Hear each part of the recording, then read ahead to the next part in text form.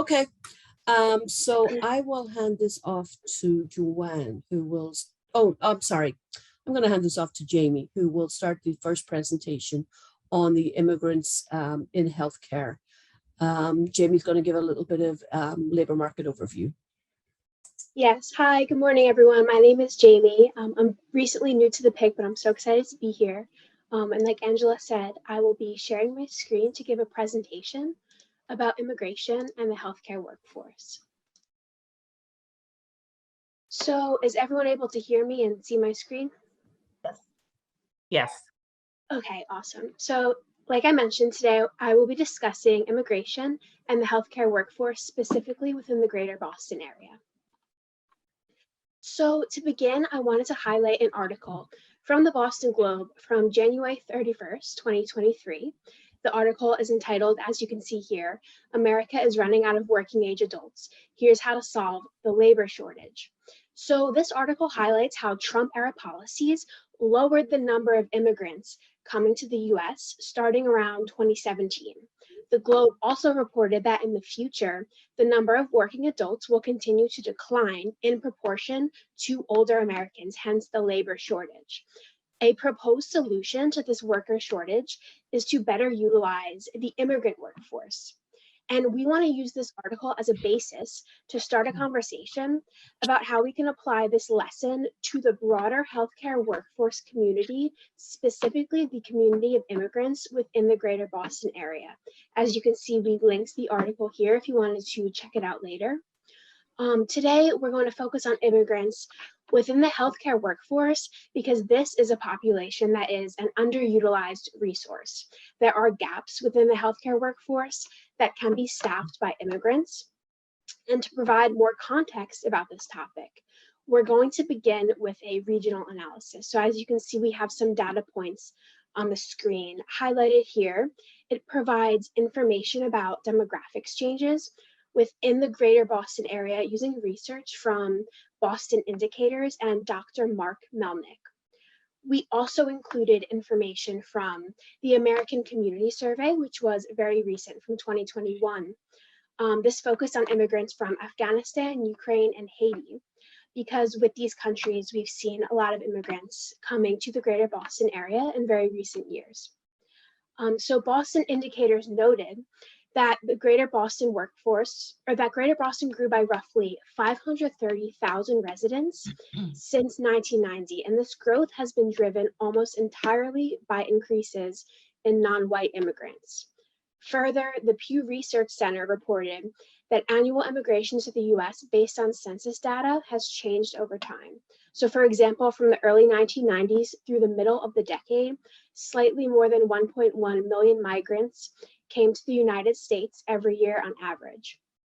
And to circle back to the Globe article, Trump-era policies excluded 1.5 to 2 million people who would normally have immigrated to the US between 2017 and 2021. So we have these two parallels between a lot of immigration in the 1990s and then a change relatively recently with the Trump-era policies. So like I just mentioned, the immigration policy landscape has changed with each presidential administration. And in the past couple of years, like I mentioned previously, global events in Afghanistan, Haiti, and Ukraine have caused an increase in migration from these places to the US.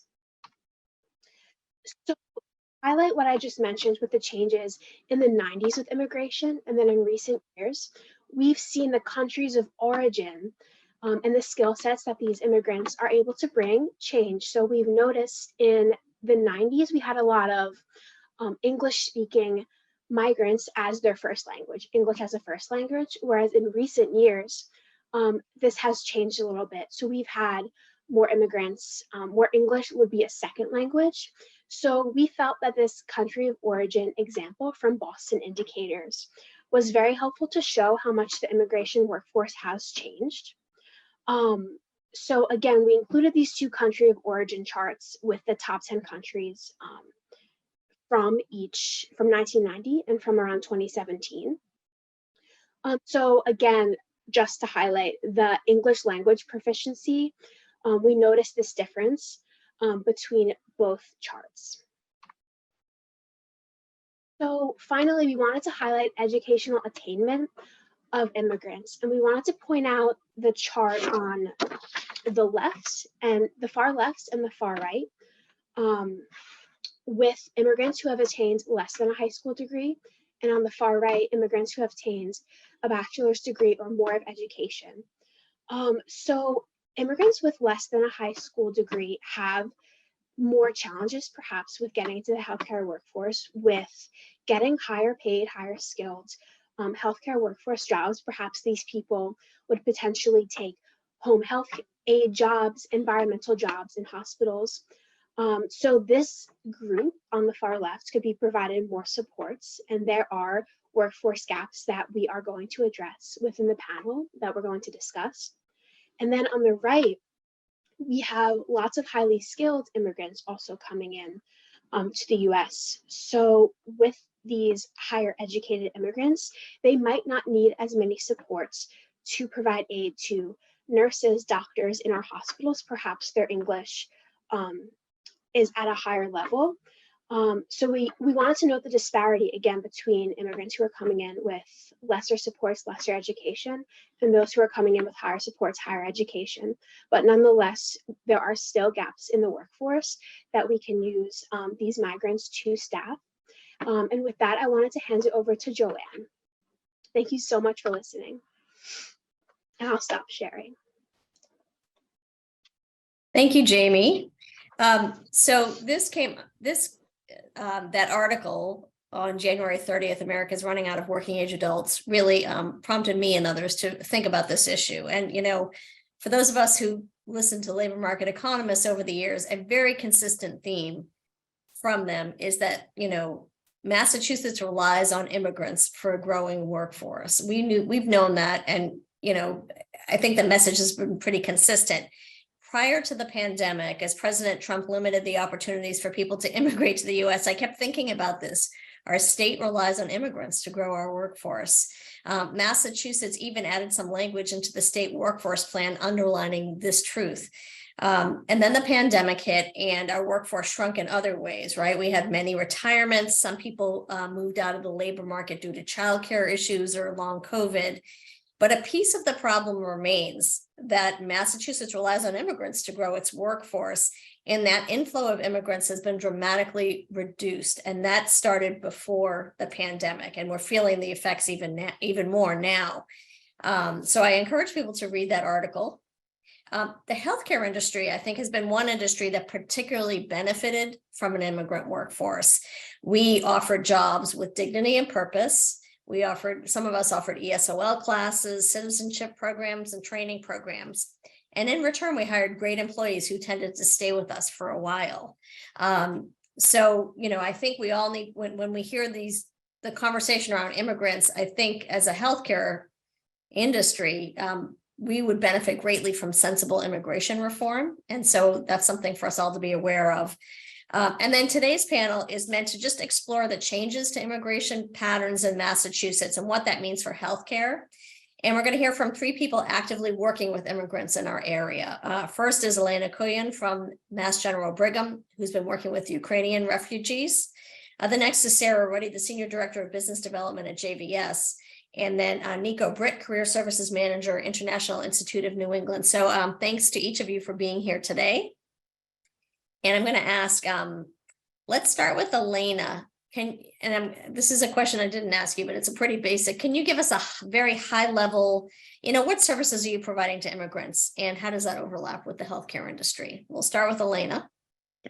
Yeah, thanks, Joanne. Thank you for having me today. So we started providing services, and it's a very, I guess the scale is still leave much to be desired. It's a very small scale, so we are working with external candidates who are interested in employment within Mass General Brigham, and we also, on the other hand, we are working with our incumbents who are underemployed and who are looking to grow their professional careers. I personally started working with this population I'm pretty new to this in 2020. However, I mean, I have a I'm very passionate about this since I am an immigrant myself and I had to go through all the obstacles and challenges. I can really relate to what is happening to the immigrants currently. I think that's great, Elena. Thank you. How about you, Sarah? I know JVS does a lot in this space. Can you give us a kind of a high level how you're working with immigrants? Yeah, I'll try to keep it high level. So we have a refugee department where we have various programs that we've started, quite a few actually inspired by the Trump era, we'll say, where we're serving newly arrived refugees, asylum seekers, and then also folks who have been here for a while for their next level career assistance. English classes through our EFA program, English for Advancement program, helping immigrants and refugees to be able to get jobs. They get coaching and English classes. And then we have various healthcare training programs that funnel job seekers in general, a large percentage of which is immigrant populations, into roles that are CNA roles, farm tech roles, central sterile processing, environmental services, animal care technology or animal care tech, patient care tech, and one more, healthcare for customer service, or customer service for healthcare. Great, thank you. How about you, Nico? Can you talk at a high level about what IINE does? Yeah, sure. Yeah, so thanks everybody for having me. It's nice to see everybody.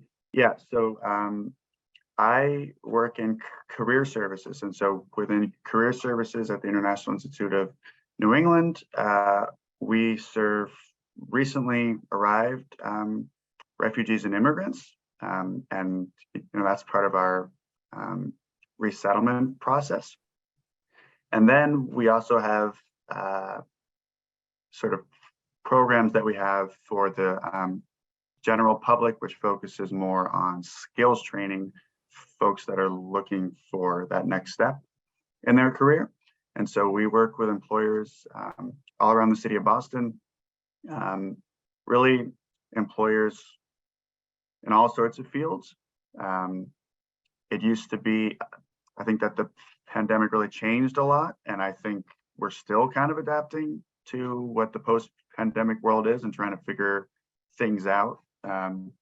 But we certainly, I will say that our clients always show a lot of interest in working in the healthcare field. And I think that's because a lot of the reasons that you mentioned. So yeah, that's very, very brief and very general. Okay, good job, everybody. So I'm going to combine the next two questions. Can you talk a little bit, in your experience, about how the volume of immigrants has changed in the last sort of 5 to 10 years? And also how have the demographics of people you've seen changed? So, looking back, even before the pandemic, how has the volume changed and how have the people you're serving changed? And we'll start with you, Elena. I know you're kind of probably serving a smaller group, but anything you want to say in this space? Yeah.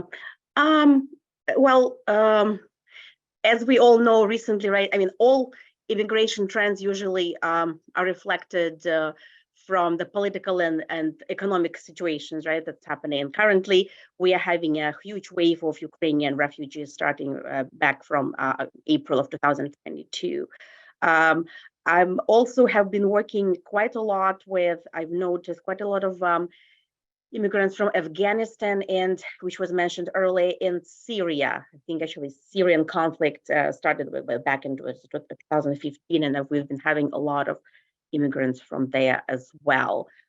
It's hard for me to talk about the volume since I started working with them in 2020, but clearly, yeah, there wasn't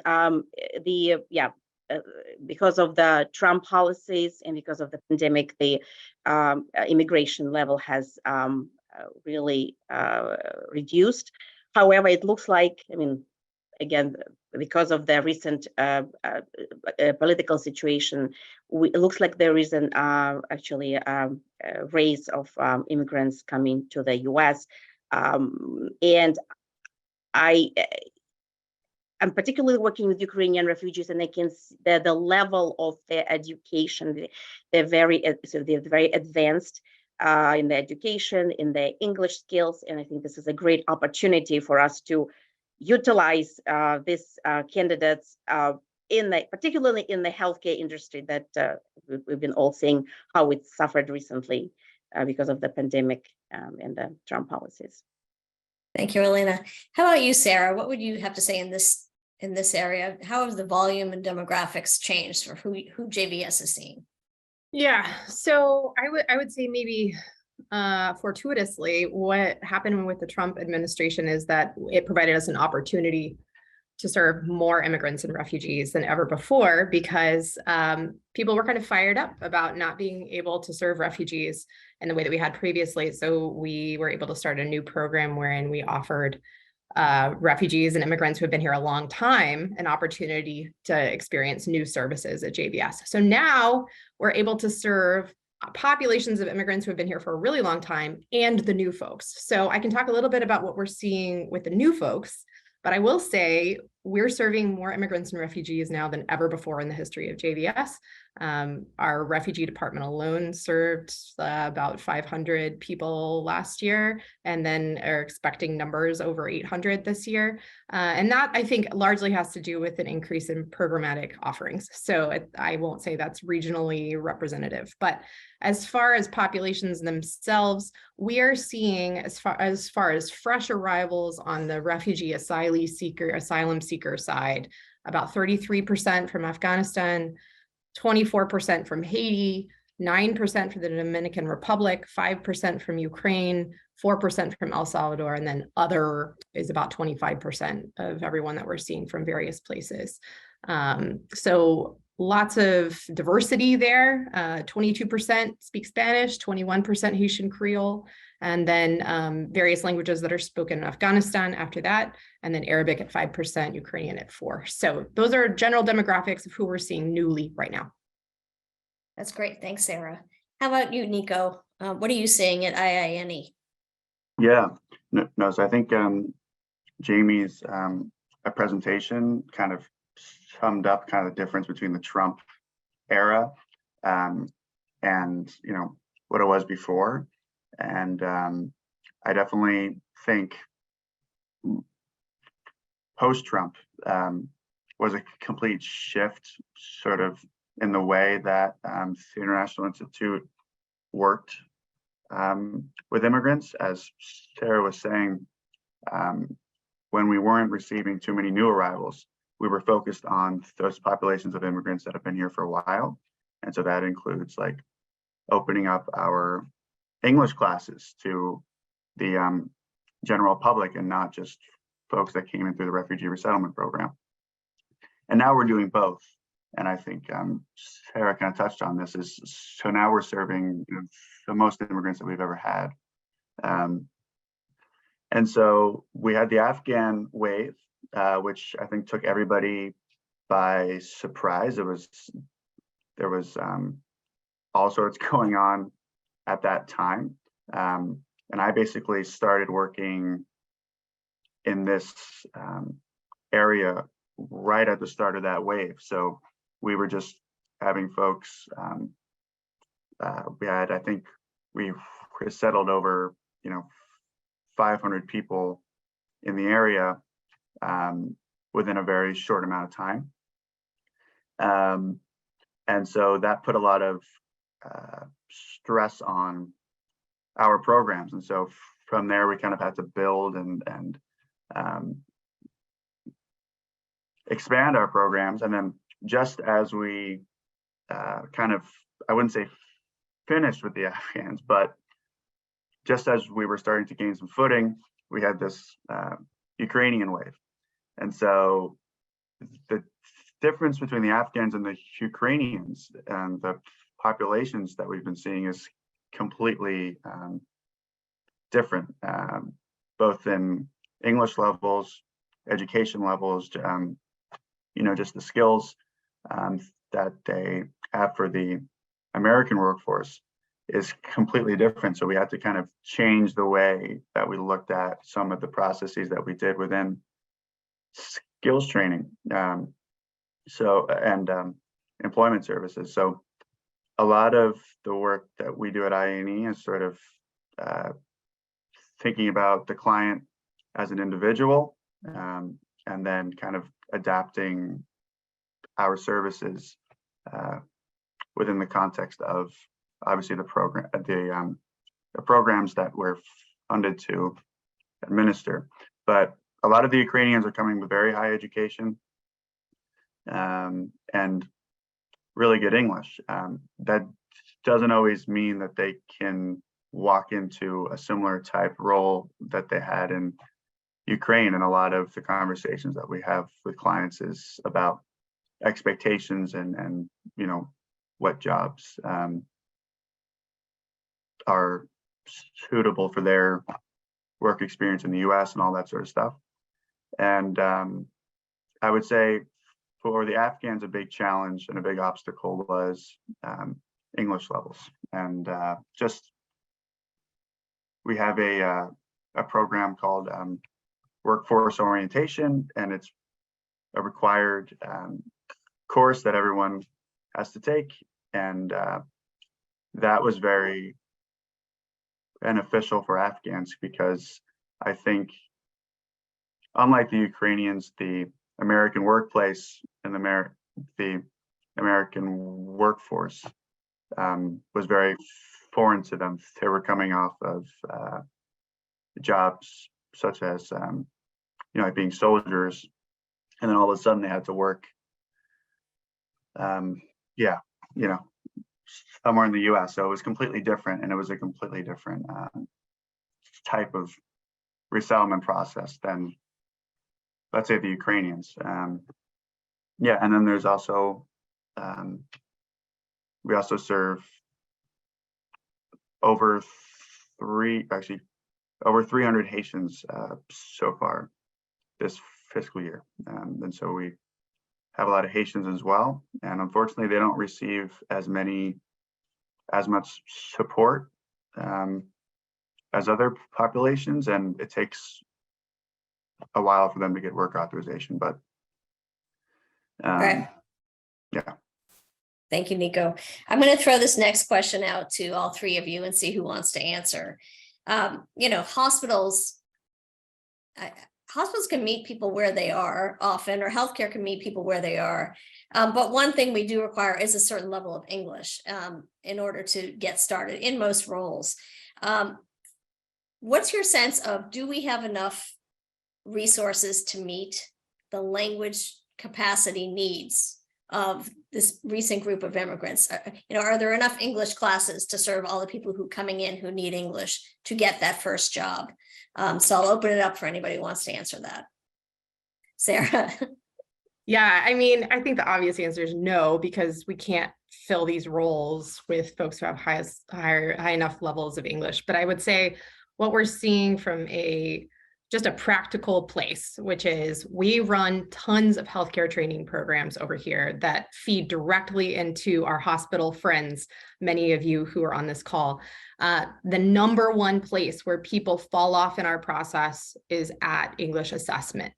So we take them through multiple levels of assessments and processes of having interviews and all that stuff.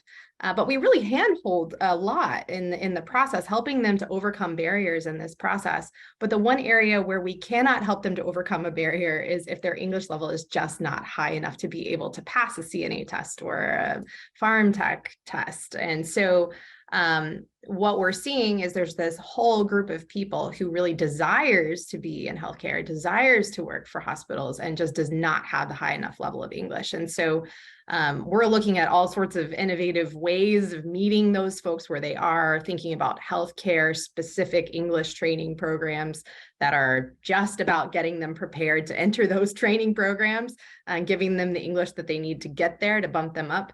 But they're not finding programs in the community that they can do. Some of them are able to do our English programs, and we don't have enough.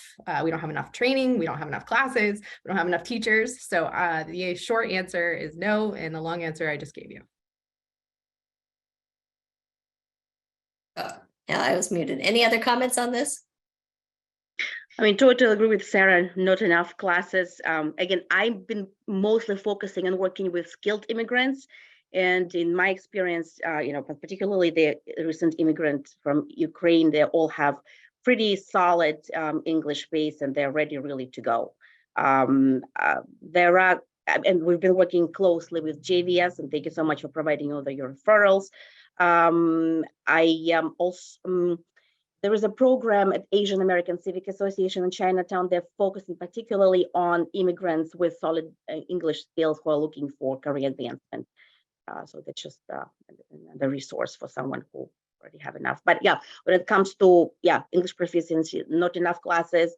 There are some classes provided at the public libraries, but honestly, not enough at all. Mass General Brigham provides extensive classes to our incumbents. However, again, we need more. The levels are so different. The levels that are required. Karen Shack has a good question. Is the limit enough funding for classes, enough good instructors, access to online classes? If you could do one thing to make more English classes in this area, what would you do? What's the thing you would fix? What would your magic wand fix? I would say across the board, we would need more, but I would say one of the things, and we're going to talk about this in a second, I'm sure, with your future questions, Joanne, but one of the things that keeps coming into view as the biggest barrier is that these folks are so amazing that they are managing 2 to 3 jobs at one time. And so them making time in their schedule to be able to do an English class to prepare to get into a hospital when they also need to be working 3 other jobs is just not practical. So one of the most powerful ways that we've seen sort of raise all tides is when multiple companies across industries offer incumbent English training, so that their workers who are working right there, during the hours that they're working, they're being paid to attend English classes. And that way, no matter whether they stay in that industry or move to another one, they're constantly growing because industries in Massachusetts care about taking care of their workers, retention, professional growth. And, there's funding available for that, but there has to be a willingness by employers to offer that training and to pay their folks to do it while they're on the job. We have a few questions in the chat around Haitian immigrants. And Nico, I think you referenced some challenges in supporting that group. Can anybody elaborate on, are Haitian immigrants not receiving sufficient resources? What's happening with that particular group? Yeah, so I'll speak to as much as I can because I don't want to say anything that isn't right. But from what I understand, basically, is that the Haitian population, they don't receive the same amount of funding, let's say, than the Afghans and the Ukrainians, and that stems from on the state level and then also federally. Just because of their status and the process that Cuban Haitian entrants have to go through, it just takes them longer to achieve work authorization, basically. And so their EAD takes a little bit longer. And why that is, I think I can't really answer, but it's certainly an obstacle that we have to deal with when we work with Haitians, is it just takes a very long time for them to be eligible to work. And and so then therefore it takes longer for them to become economically self-sufficient. Okay, thank you, Nico. I'm going to shift gears a little bit. I think, one of the things we've struggled with for a while in Massachusetts is how do we transfer credentials from a home country to here? And have any of you had any luck in credential transfer? Have you seen any innovation in that space? And we could talk about the problems all day, but has anybody had any success in credential transfer?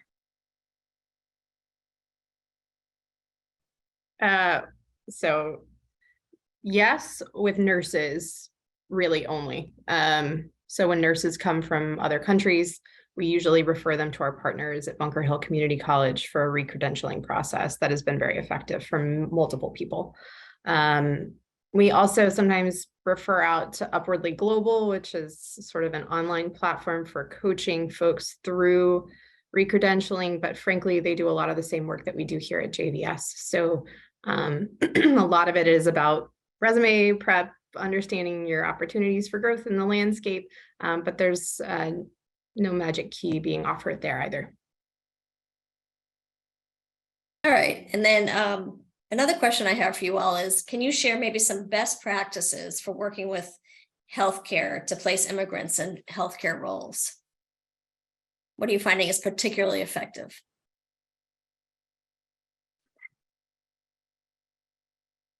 Yeah. Oh, Go ahead. sorry. I was just going to say, so actually with recent waves and also just with the increasing housing costs, we have clients that are living outside of Boston now and far away, like as far as it's South Shore and even further south, and up close to the border with New Hampshire, which is something that's completely new for us as well. So, and the challenge that poses is transportation, and that's a big thing I think for healthcare and hospitals. I mean, I think a lot of the hospitals that are based in Boston is a lot easier to get to, and then there are, like the network. It's not always that simple for clients to get to certain healthcare facilities, and for those clients that live like in the North Shore and the South Shore, that's been one challenge. And so we've had some organizations that have been really flexible about providing transportation, working with, let's say, employees for like carpooling or even setting up their own transportation sort of system.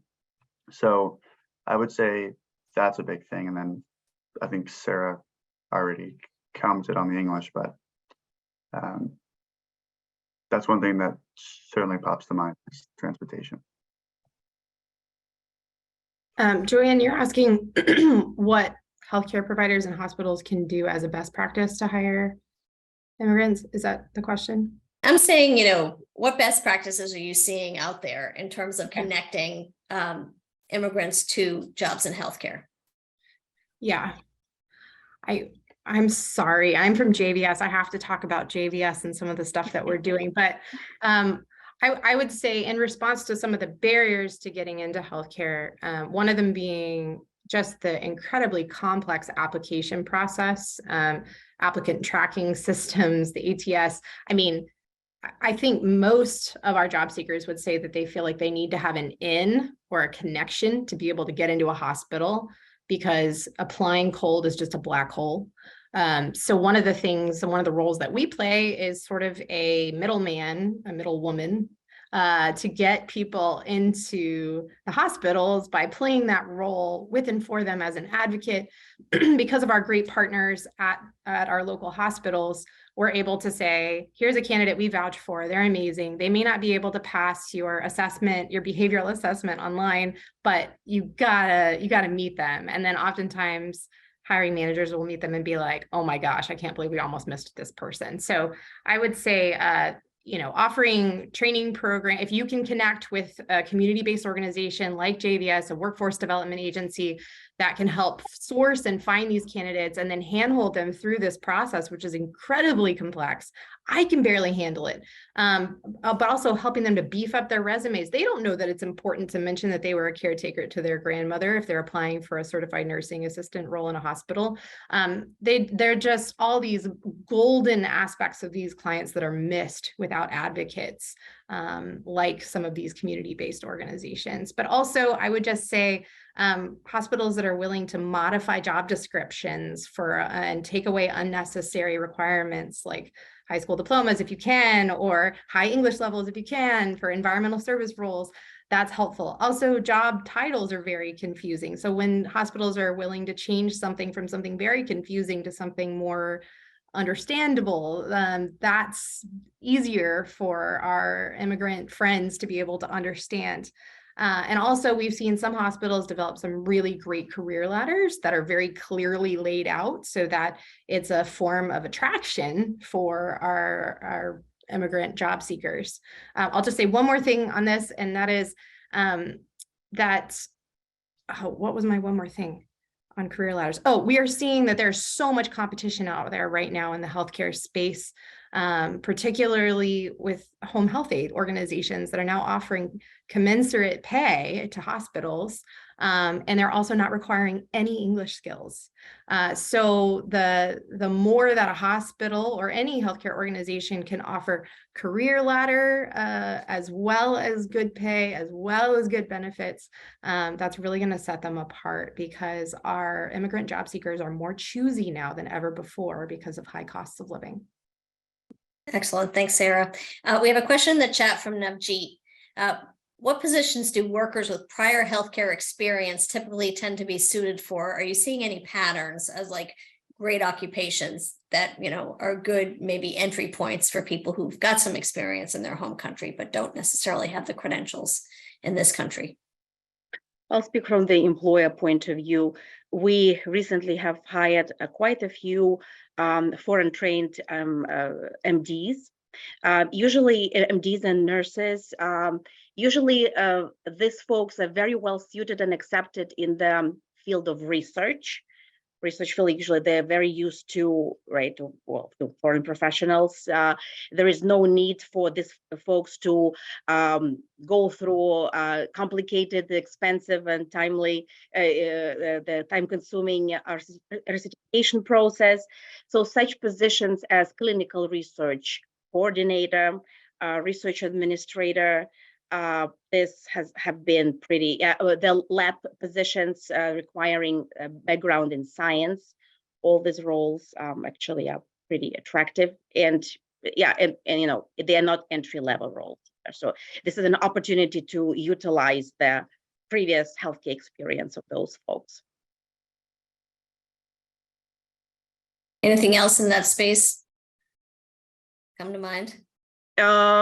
Community health worker, also another position that utilizes both healthcare knowledge and ability to interact with the different populations.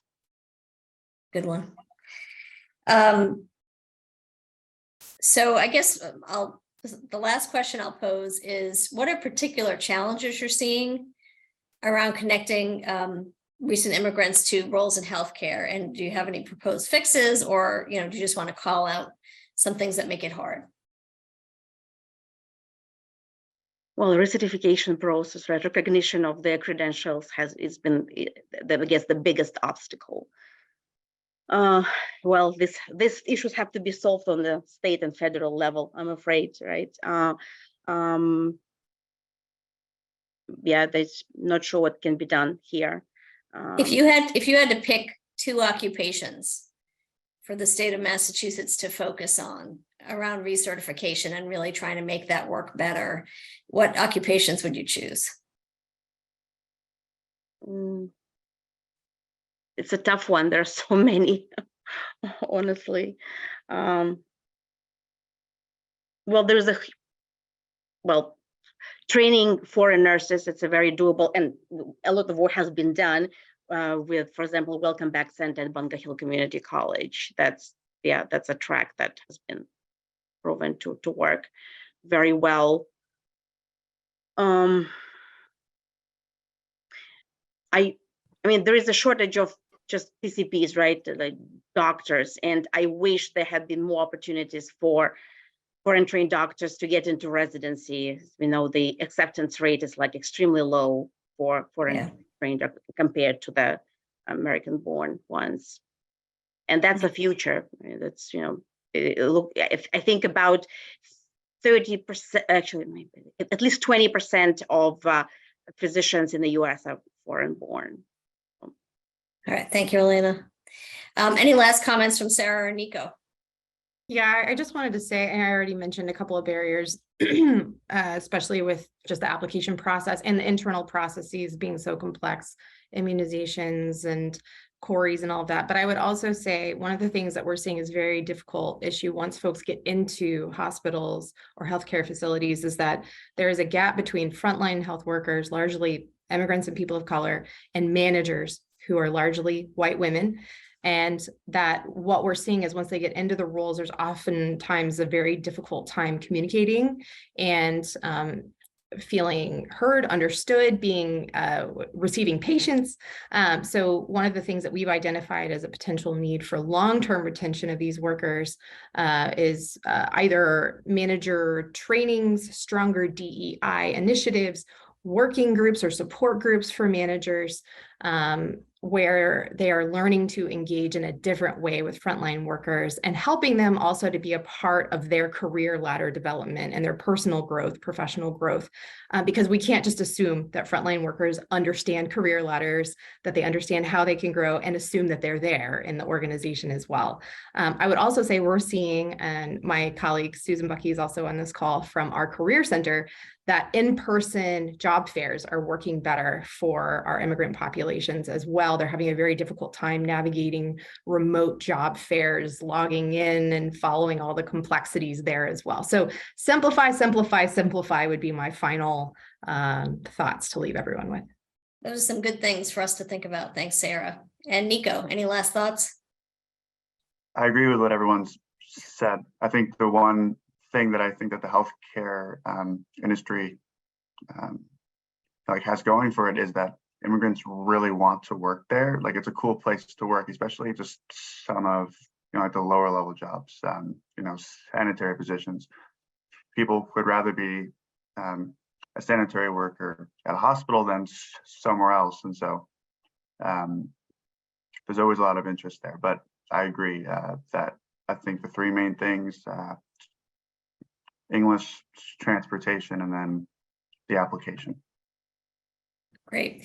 I want to thank our panel today. We have so much chat, and I encourage people to take a look at the chat because there's been a lot happening while this panel has been going on, and there's a lot of great resources in there and thoughts. So definitely, and I want to thank Elena, Sarah, and Nico for taking time to talk with us about their experience, and I think this has been really helpful. So thank you. Let's get a round of applause for them. Thank you very much. All right. And yeah, Awesome MJ. panel. Awesome panel. Thank you so much, Elena, Sarah, and Nico. That was great. And I hope that things continue to change and we can really employ more of these individuals who have already proven themselves many times over to be great employees with a lot of motivation. So we're looking forward to more of that and hoping that the new legislature can help move that along. And I'm very excited today to introduce the next panel because in the last few years, the employers have been doing a lot of whining, and we've been doing a lot of complaining, and we've been looking at all kinds of creative solutions. And meanwhile, we have the other half of our group, our community college partners and our other academic partners who are creating solutions to go along with that whining. So today we're going to hear some of that. I will say that Sarah Ruddy definitely covered some of my thoughts on what the hospitals are doing. So some of the suggestions we have been listening and we have been taking, Sarah, so thank you. I feel like after being in this field for over 20 years, I've seen the most acceptance, the most change. I always say desperation brings openness and open-mindedness. And this has been a long-term shortage we've been facing, especially since the pandemic, but even before. As the population ages and as people burn out and leave the field, I feel like with that, with the amount of vacancies we have, people are getting a lot more creative in how to fill them. And so some of those ideas around job descriptions being very complicated, Mass General Brigham is working to reduce the number of job descriptions. We had over 9,000 job descriptions, and we're trying to reduce those. Even in nursing assistant roles, we had about, 15 of them. And trying to get them down to one sounds easy, but you have to get agreement from all of our hospitals and all of our departments that employ those folks. So it's a very difficult and time-consuming effort, but it's being made. So I'm excited about that. Looking at some of the barriers to entry, which are degrees. You know, I've always said, you know, just what was just talked about in the panel, that you know, individuals could take care of their grandparents, they could take care of people, they don't need to know algebra to do that. So I feel like, you know, we did reduce our requirement for even high school diploma was if someone's a certified nursing assistant or has experience in that field. So we reduced that barrier. We're looking at others. We had some mental health counselor roles that were requiring bachelor's degrees, and in some cases, depending on where they're working, that's important, but other places it is not. So we're looking at different ways to help prepare people for that role that don't require a degree and get people in. And we're also looking at really creative solutions on scale. So I'm very excited to introduce the next panel. Lynn Davis, the Dean of Health Sciences from Mass Bay Community College, Karen Townsend, Dean of Health, Middlesex Community College, and Kristen McKenna, Dean of Workforce and Economic Development at Bunker Hill, to hear what they're doing around creative preparation to try to hit scale. And are there ways that we can like reduce the time it takes for some, or can we be more flexible in how we present the role so that working adults can attend and continue, and that others can work and move forward. So I'm going to ask the panelists to each introduce themselves and give us a couple of minute overview of the healthcare science programs that you offer, and then we'll ask a few questions. So Lynn, if you wouldn't mind kicking it off. Greetings, I'm Lynn Davis. I am the Dean of Health Sciences, and we offer 12 different credit-based health programs here at the college, and one non-credit bearing, that is our CNA program. And I'll bundle them together by talking about them in terms of the pathways. We have a nursing pathway, of course, from the non-credit CNA program to our credit-bearing certificate practical nursing program and into our associate degree nursing program. Students who are accepted into associate degree nursing will also be accepted into Framingham State University's BSN program. So that's our nursing program pathway. We have an EMS, Emergency Medical Services pathway, from the EMT certificate to our paramedicine certificate, which will soon be an associate degree paramedicine program.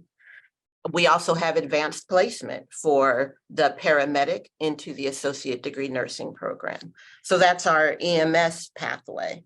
We have a surgical services pathway, and that is from central processing certificate into our associate degree surgical technology program.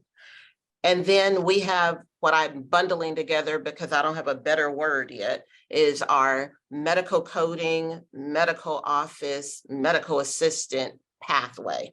We've done a lot of work in that area. So, and our students can move around through those 3 certificates. Medical assisting is going to be new in the fall, but that's a pathway as well. And then we have an imaging pathway. And our imaging pathway is our associate degree radiologic technology program onto an advanced certificate in computed tomography. And we're going to be bringing on ultrasound. And so I think perhaps I'll pause there, and if we'll come back for more questions. Thanks so much, Lynn. Karen, could you introduce us to some of your programs, please? Hi, everyone. Nice to see you. I'm Karen Townsend, Dean of Health at Middlesex. Lynn, you packaged your program so nicely. Mine is not so eloquently paired up, but we have a series of non-credit programs, certificates, and then associate degrees. So in terms of credit programs at Middlesex, in terms of certificates, we have the Academy of Health Professions, which includes phlebotomy and medical billing and coding, as well as our healthcare administration associate degree that those sort of funnel into. We have medical assisting, dental assisting, and we actually have the only dental laboratory technology program in New England.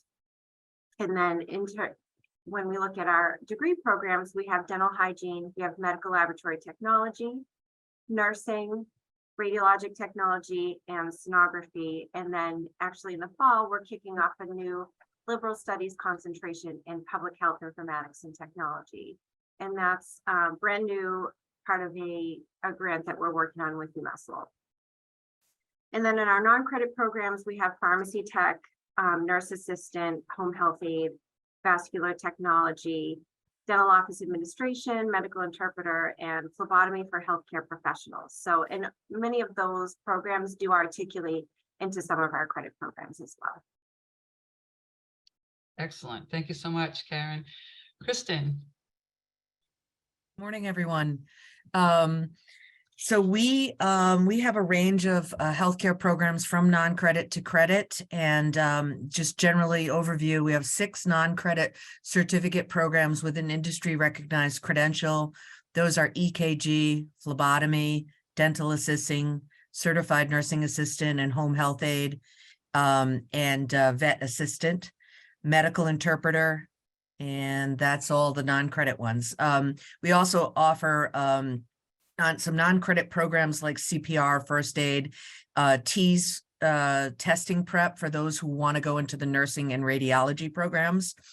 And on the credit side, we have 7 credit certificates: EMT, Pharm Tech, medical assisting, central sterile processing, patient care technician, sonography, and healthcare IT professional on the administrative side. Degrees, we have cardiac sonography, general sonography, medical lab tech, medical radiography, nursing education, and surgical tech. And finally, if there's a need for continuing ed, we have classes that we do as corporate trainings or as cohort models, and that's magnetic resonance, computer tomography, and mammography as continuing ed programs. So a pretty good range from the very, very beginner to more advanced. Many of these things lead into a credit program from non-credit to credit. For example, you could take, you could have been certified as a nursing assistant, and then you can take EKG and phlebotomy, and then that will get you steps closer to your medical assisting program or patient care technician. Other pathways are with the central sterile processing certificate. That's a good starting certificate before you go into the surgical tech program, which is now an associate's degree. We used to have a certificate, and now industry standards tells us that a degree is better for that particular profession. Mm-hmm. Many of the students who go through our CNA programs and home health aid programs have an ambition to go into nursing education. So, you know, it's not an exact stackable to nursing education, but we are also putting out a liberal arts healthcare degree that would help those students with the prior CNA knowledge and some of the other healthcare programs that would be stackable to the nursing program, because that is a competitive program. And I think that's pretty much a good overview of all of our programs. Excellent. Thank you so much, Kristen. I think that as I said, we, especially the healthcare employers, we're looking to create more career ladders and more internal training, which of course school can be very difficult for working adults. Could you, anybody weigh in on what formats your courses are being offered? Are they in person, virtual, hybrid? Are they at various times, or you know, what do you do around working adults, and how can they best succeed? Yeah, I'll go ahead and start. Thank you. So at Mass Bay, we've done the most work in the area of our medical office, medical coding, and our soon to begin medical assistant certificate. Mm-hmm. For all 3 of these, we've made them 2-semester programs, first and foremost. Some of them used to be a year. Our medical coding program, starting this fall, we've made it fully online. We call it asynchronous for medical coding. For medical office, we have made it, our definition is hybrid. And so that means that most of the courses are going to be online, asynchronous, but we did add an internship so that our students could get in the door with clinical partners, for all of the reasons that that's important for that to happen. And then we have been needing to build a medical assistant program for a long time. And so that's going to start this fall, and it too it's going to be hybrid. So the lectures are going to be online asynchronous, but the labs they do need to come in for. And then there is the clinical component. But we are going to be offering medical assistant in the evening time, and then labs on Saturdays in order to help with the working population. I'd say that we did most of our work in that area. Another area though, our radiography program, we offer, yes, a day option, but we offer an evening option. It's a 3-year program when it's in the evening, but that's our radiography program. And in our surgical services, and true, Kristen said that now the industry standard is an associate degree. And so we are at an associate degree right now. 1 year, we offer surgical technology as a day program. And then the next year, we're offering surgical technology as an evening program. So that's how we're trying to meet that need. In paramedicine, we have a day track that we offer in every fall, but then in the spring, we offer it as an evening track.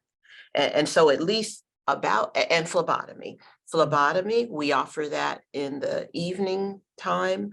And we offer it as an evening program right now. So about half of my programs, if I have day offerings, I have evening offerings, and then we have new programs that are becoming more hybrid. That's great. So if I could just do a follow-up question on the, this is a selfish personal question. On the Surge Tech program, you said you started with a day program and then you go to evening. So they're 2 separate programs. So you launch one and it goes for 2 years days and one for 2 years nights, or? And so our first associate degree started with the fall of 2022. And so that is a day program. In the fall of 2023, we will start a new cohort, and they will be an evening cohort. Awesome. Thank you so much. That's great news. Anyone else with any creative solutions to working adults and others?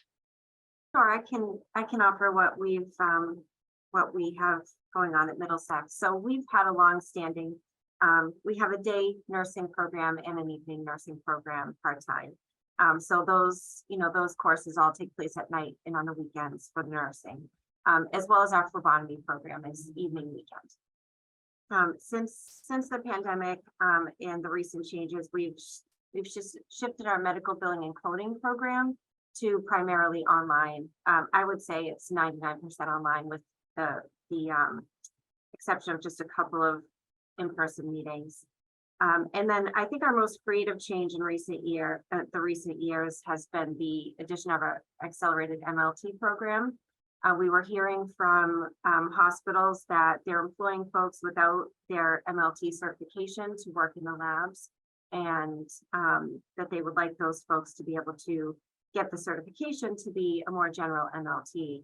So we created an asynchronous track that the courses are accelerated in a mini master format, and they are asynchronous, and then all of the labs take place either on Saturdays or evenings and Saturdays. So it's not a part-time program, it's a full-time program, but it's an accelerated format for people who have all of the sciences and gen eds already done in their background, and they can just do a short 11-month MLT program while they're working. So those are sort of where we've focused. Great. Anyone else want to comment, Kristen? Yes. So every single program we have now in credit or non-credit is basically a hybrid program. It is either online, synchronous, or asynchronous, and I would say the majority of them are synchronous and considered remote classes. Very few of them are done asynchronous on their own, but there is that option for some of the non-credit programs. Everything that requires a lab has, seat time in the classroom doing the lab portion, although there are some courses now that we can do a lab online or have students do their labs independently. But the majority of things can be done in a combination of hybrid, online and on-site, with probably predominantly online or the remote piece, most of the program. Students are coming in for labs, they're coming in for testing, things like that. There's probably more students coming in on campus for nursing education and for med lab tech and medical radiography because of the equipment. But I would say there's a lot of options available. Students can take courses at different times of the day, the weekend. We started a non-credit CNA program that is nighttime. We have a credit daytime CNA program, so that gives students a couple of options there. The Farm Tech is going to go completely online as of fall 2023. So that program will be available online and in a variety of synchronous and asynchronous instruction so that someone could do it without even coming into campus. What else? Other notes. And I would say, generally speaking, there's a lot more flexibility than there used to be. I can't think of one program in the healthcare area that's completely on campus now. For nursing, there is a day program and an evening program, as well as medical radiography. We have a full-time and a part-time program that's day and evening as well. And I think that covers it. Awesome, that's great. We've heard that there's been a little bit of, we're noticing that we have less people interested in going into healthcare. Are you experiencing any issues with recruitment and retention of students at all? Or are you seeing your typical numbers? Are you graduating your typical numbers? Or what does it look like? I can start that one if you like. We're still seeing a high level of interest in our competitive programs, including nursing, radiologic technology, sonography, and dental hygiene. And I think that's around the high wage available when they graduate. People are very driven to those fields.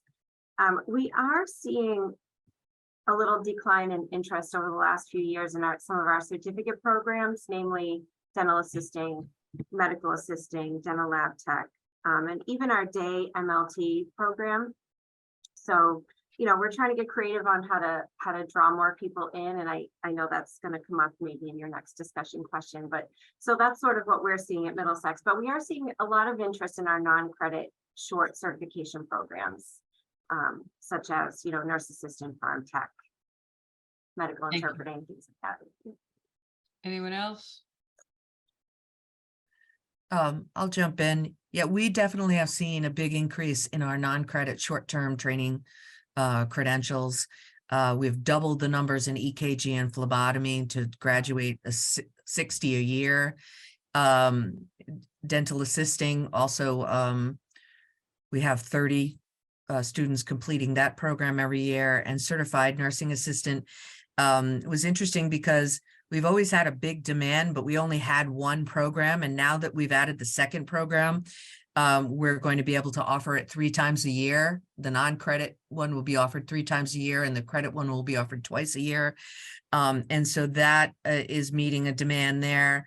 Medical interpreter, we have consistently had 18 students a semester since we started the program a year and a half ago, and completed 54 medical interpreters. So those programs seem to be very much in demand because of the post-COVID condition, where maybe many people left work or were laid off, and then they decided, well, I've got to get back into the job market, so let me look at a short-term credential.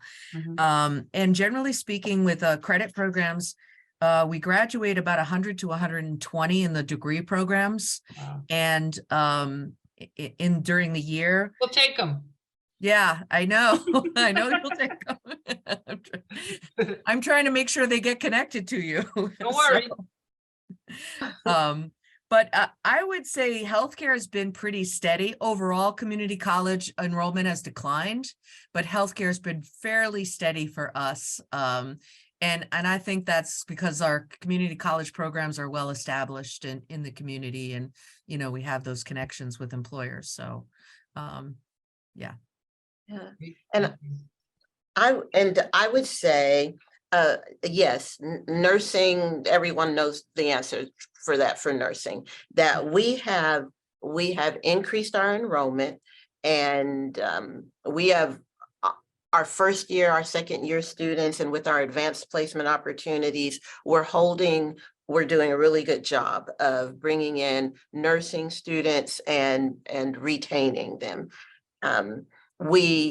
I neglected to mention that through a grant opportunity, we are planning to start an evening practical nursing program that's probably about a year out in order to increase our enrollment in that area. Of course, there are born-related things that need to happen there. I won't go into that detail, but so in-demand nursing, my radiography program, in-demand, doing well. I would say, though, I do have open seats. And sometimes I wonder about that. I wonder for in-demand programs, everyone is calling us about phlebotomy, but I can always take some more phlebotomy students. I think about that same thing with EMT and paramedicine. I have open seats in those. And Wow. I often wondered, why in the world do I have open seats when there's such a demand, and you can be an EMT in one semester, and I have day options and evening options. And so I do see some shifting because of the pandemic, and after on this wave of the endemic, the opportunity for taking in more students in high demand programs. And we've seen for years wait lists for nursing and medical imaging. Is that still the case? It is for Middlesex, for sure. Yeah. And we do not operate with a really a wait list concept for our nursing program. And so we're meeting enrollment with our nursing programs and with our radiography program. Got it. Excellent, thank you. And do you find that, you know, the folks that are applying are in need of wraparound services, and are there any services that you need to offer to help people retain in school? Yes, let me talk about the many wraparound services that the college, some of them occurred through the pandemic, some of them before. But first of all, we have a committee that we call the SNAC Committee, SNACC. It stands for Student Nourishment and Care Committee.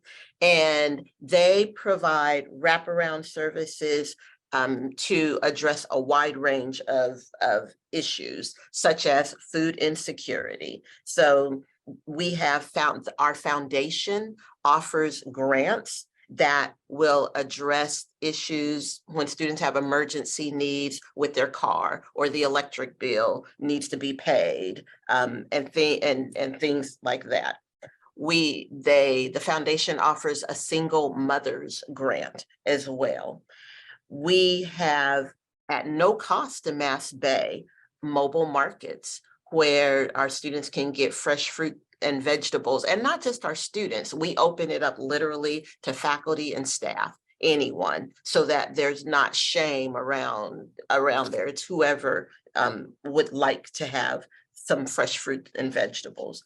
We have local religious institutions, Temple Beth Elohim, cooking and packaging up fresh food and freezing it so students can just pick up a healthy meal. We have Daniel's Table, and they provide fresh, healthy meals, and they freeze up for the entire family. And we have refrigerators on campus, so students won't have to go hungry. We have Dignity Matters and Hope and Comfort. Those are organizations providing menstrual period products, and then hygiene products for men and women. We have grab and go snacks that we put around the campus. So a student can just walk by and then put their hand in and pick up something to keep them going for the next hour or two. We have housing insecurity issues for some of our students, and we're piloting a program with Framingham State University. So they're not using all their dorms, and we need some space to house students. So we're doing that. Let me just mention 3 more because I could really go on. Great. But Great. childcare, some of our students need childcare support assistance through vouchers and other things like that. They need textbook supports, and they need transportation support. So we now connect with Uber services so we can get our students from the train station to the college. And that's not even all that we offer. That's just some. That's wonderful. Thank you so much. Anyone else? So I think what Lynn is speaking to is so important because, you know, at a community college, our students are very unlikely to be the high school graduates living with their parents while they're going to school. They're coming to our programs to find a better way of life, and you know, struggling to meet their most basic needs. So I think that's one of the biggest barriers to people coming to our programs is that they just can't afford to take the time out of work and school and all that. So we have at Middlesex, we have a Department of Wellness and Essential Needs that you know, we refer students to not only for their mental health needs, but also a lot of the services that Lynn was referencing around. You know, we sort of have a central person who has their hands in all the support services available around our area in Lowell and Bedford. You know, so that includes, you know, food insecurity, housing insecurity, daycare issues, transportation. We have some support for all of that. I don't know, it sounds like Lynn's got a lot more going on there, but you know, there's a lot of resources in the Lowell community that we're able to tap into that aren't, you know, originated from Middlesex. But we do have our own food pantry, and we have, you know, lots of supports here as well as academic support in some ways. Great.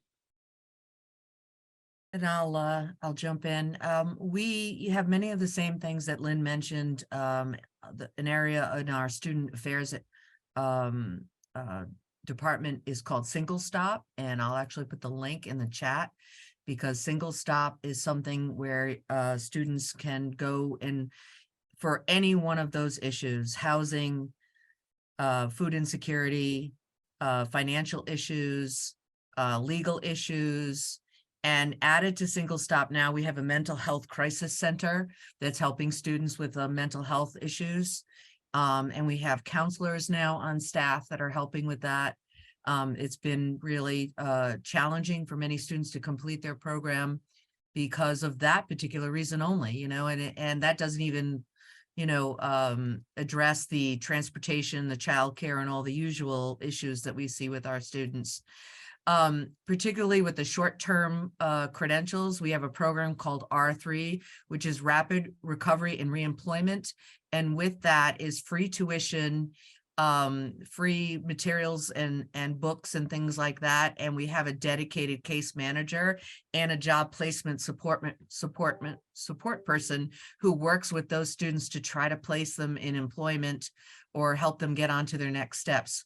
Many students do really well with completing the program of study, but then they don't get the industry recognized credential. So we have to kind of shepherd them into that next step so that they can get employment. So with that R3 program, they have complete total wraparound services as well as free tuition. Some of the programs have incentives like stipends and things like that so that they can focus on their studies instead of working.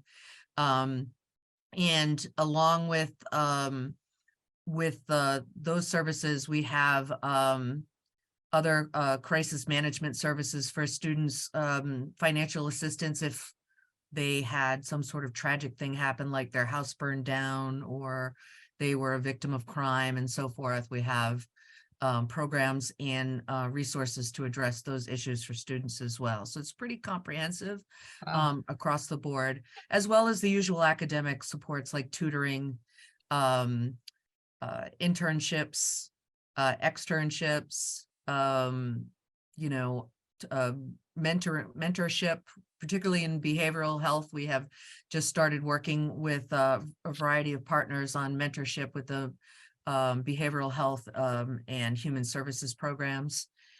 So that's generally a good overview. All right, I know we're running short on time, but I just want to get a couple of quick ones in. So we've talked a lot about adults and working adults. Are any of you participating in early college or connecting youth to college and careers in a more expeditious way?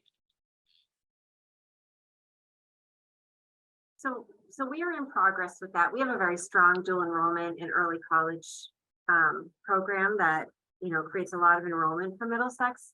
Right now, we don't have any health programs that are involved in that, but we're looking at that, especially dental assisting and medical assisting, and even our PHIT upcoming credential, to see if we can get them in some of those early classes, you know, while they're still in high school. But what we're focusing on now is helping them concentrate their coursework in high school to set them up to enter our programs much more easily. Excellent, excellent.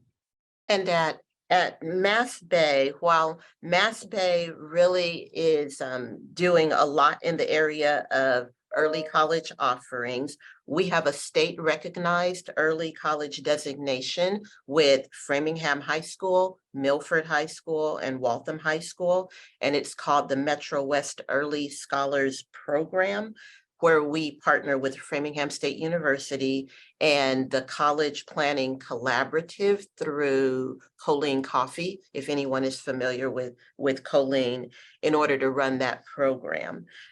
On the health sciences side, however, we are just similar to what Karen has just said. We're just now stepping into the waters of early college.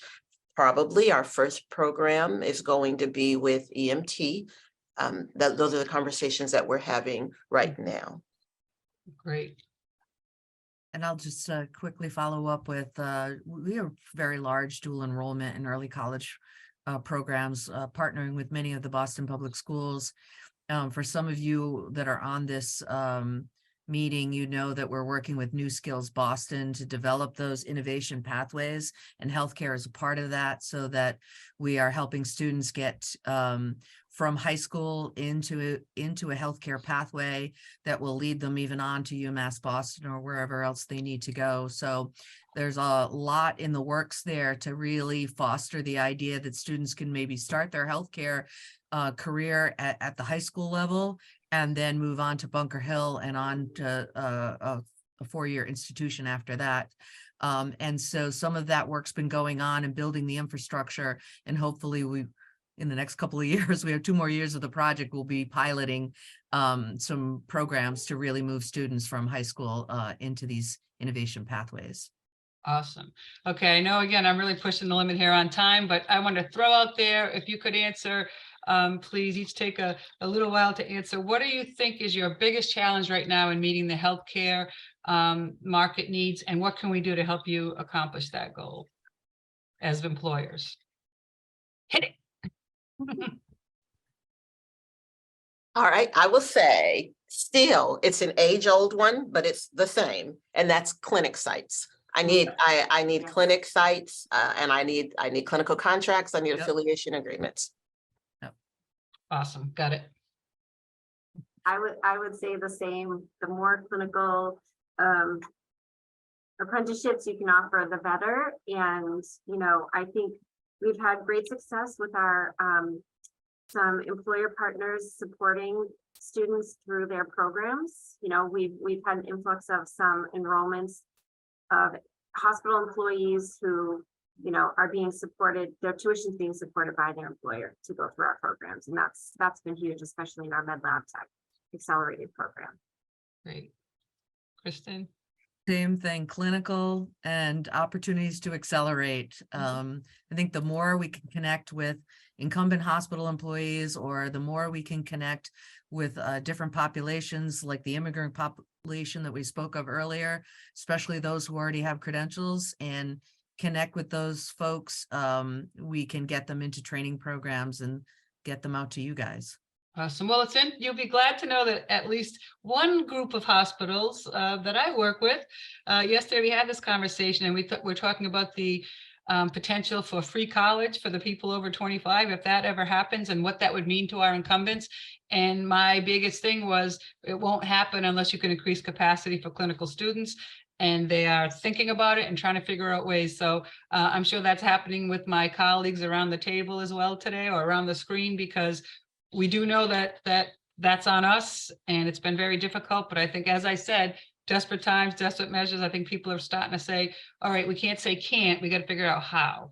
So we're with you on that. We look forward to partnering on that. And I hope we get some free college so we can really expedite it and increase capacity on your side and ours. So I can't thank you guys enough for coming today. It was really good to hear your voices. I feel like we've been a little employer heavy lately, so I'm very grateful to hear our academic partners. And I know there are more of us and more academic partners in the room that we so appreciate, and really grateful for you because we desperately need you. So thank you.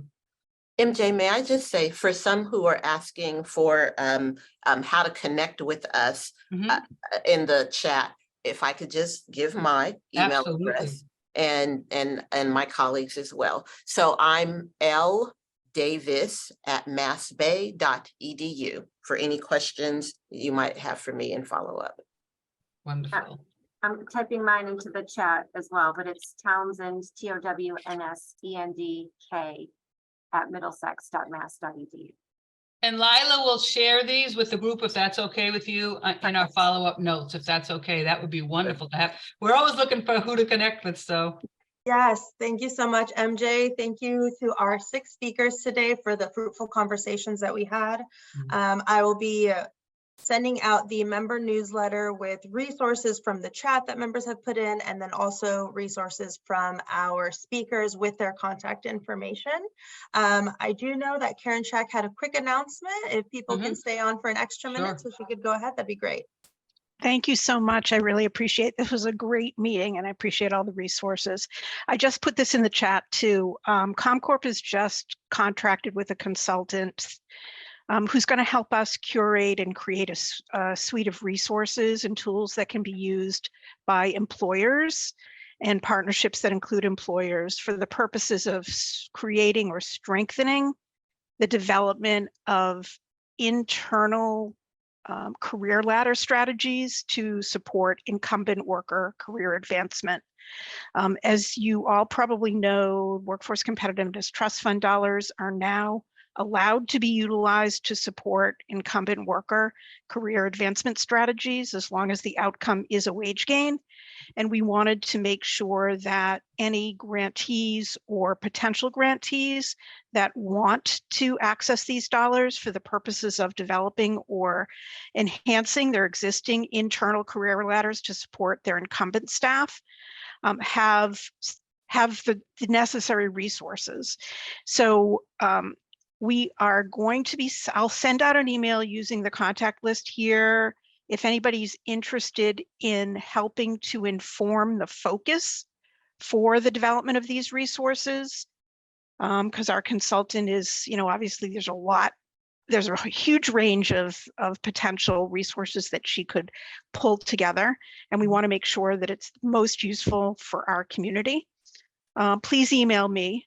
She's going to be doing some interviews and or focus groups and sending up some surveys within the next few weeks, probably, to help her establish a more refined focus for this project. So thanks. Karen, that's awesome. And Neil also just put in the chat, which I think we'll share, Lila can share in the notes as well, something on the Governor Healy's budget around free college. So let's hope that moves. Thanks so much, MJ. If anyone else has job opportunities or announcements they'd like to include in the newsletter, please feel free to email me or just respond directly to any of the newsletters that you've received. I'm looking forward to seeing you all at our next meeting on June 1st, where we will be discussing the child care funds from the Good Jobs Challenge. Have a nice day, everyone. Thank you. Take care, everyone.